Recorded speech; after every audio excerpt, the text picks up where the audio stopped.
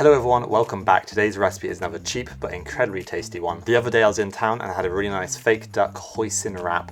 So today I wanted to create something similar. So we're making a hoisin roast mushroom Buddha bowl and it's got to be under £1.50 per portion. It's the perfect lunch or dinner to have this summer as it's got lots of fresh veggies and it's got the salty umami mushrooms to go on top. So grab yourself an apron and let's cook. To kick things off, we're going to make the hoisin sauce, possibly the most important part of this meal. If you'd like to buy the hoisin sauce pre-made, then just skip forward to the roasting mushrooms segment of the video. To make this delicious, salty, tangy sauce, we're simply going to throw all the ingredients in the blender and whiz it up. We're going to start off with a combination of light and dark soy sauce. I like to use a combination of both, as the light soy sauce ensures it doesn't get too rich, and then the dark soy sauce adds a nice colour to it. I'm going to use miso paste here. You can use a fermented black bean paste, which is quite commonly used. However, it can be difficult to find in supermarkets. Next, some sesame oil. If you can get the toasted version, that is definitely the best one to get. It's got a really lovely nutty flavour. Then the juice of one lime to add a bit of zing to the sauce. Throw in one garlic clove. Don't worry about cutting it up as the blender will deal with that. Now add the fragrant Chinese 5-spice, which is a combination of cinnamon, fennel, star anise, Szechuan peppercorns, and whole clove. Add in a few medjool dates, making sure to remove the pip. You can use regular dates if you can't find medjool, but you'll need to add a couple more as they're usually a bit smaller. A touch of maple syrup. Finish the sauce with a little bit of water to loosen it up. Now simply blend it till smooth. It might not be quite as dark as if you were to use the black bean paste, but it'll still be super delicious. I'm going to put my hoisin sauce in one of these squeezy bottles. They're really handy to have around. You can put sauces, dressings, all sorts of things in them, and then you can just keep them in the fridge for when you need them. And of course, give it a taste. Oh, that's so good.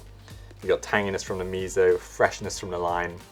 You got a bit of smoky pepperiness from the Chinese 5-spice, and then you got the saltiness, the umami from the soy sauce. We're now going to roast the portobello mushrooms, so start by preheating the oven to 200 degrees. Then we'll remove the stem from the mushroom and you can just keep that for a stir fry or something. If you wanted to use a different type of mushrooms like button mushrooms or oyster mushrooms would be really nice, then you're welcome to.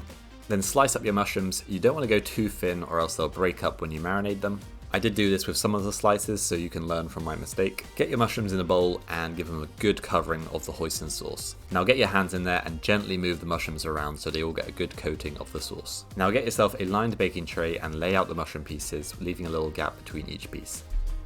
You can now add some extra sauce to the mushroom pieces using a brush. Get them in the oven for around 15 to 20 minutes. You want them to be a nice caramelized colour, so check after 15 minutes and then give them longer if needed. Now leave them to cool until you're ready to plate. For the carbohydrate in this Buddha bowl, we're going to use some rice noodles as they're quick to cook and they're lovely to eat in summer as they're really nice and light.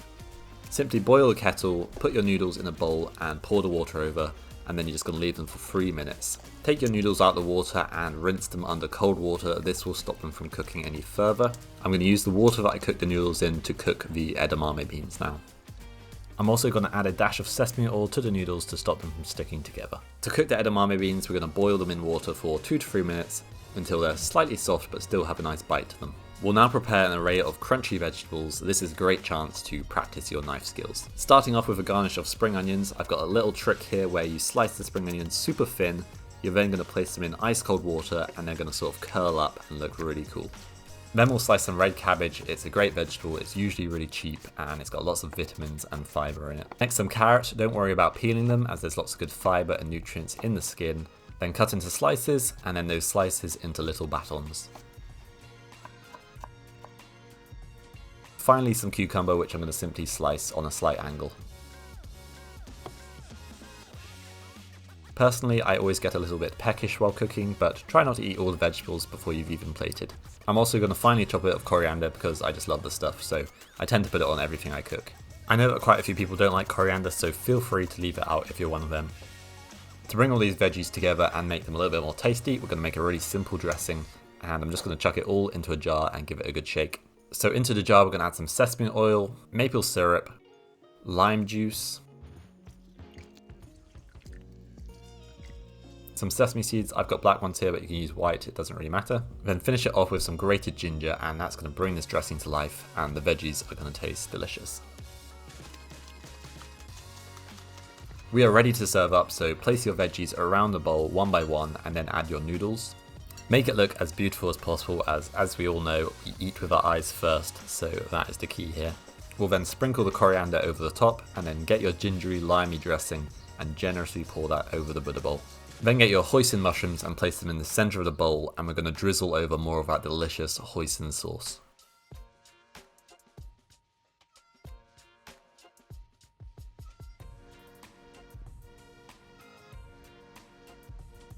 Alright, what a colourful bowl of food we have here. I'm going to give it a taste and let you know how it is. Okay, I'm struggling to get a single bit of noodles here. Oh my god, these noodles. Got a mega mouthful here.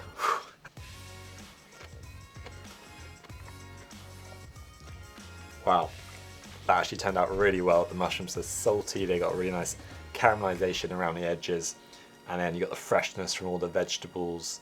The dressing adds a really nice zing to the dish. Although the hoisin sauce is quite salty, it is balanced out by all the fresh vegetables, and the noodles really help absorb some of that extra flavour as well. So a couple of things to mention about the recipe: it's not super high in protein. You do have the edamame beans, of course, they contain quite a lot of protein.